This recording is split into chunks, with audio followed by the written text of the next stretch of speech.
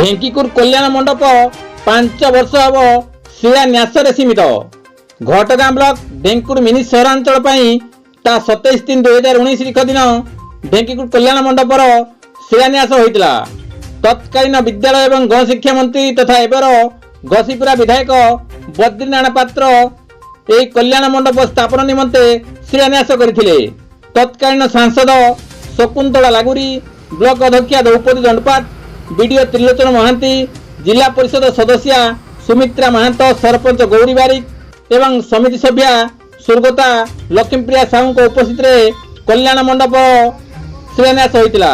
मात्र 5 वर्ष ऊर्ध्व समय हम अतिक्रांत होते विदेशी मद दुकान निकट में निर्माण हो पारना कल्याण मंडप। यह सरकार ढेंकीकुर वासी प्रतारणा बोली स्थानीय अंचल असंतोष वृद्धि पाउछि। Kabindra Raut report KD news.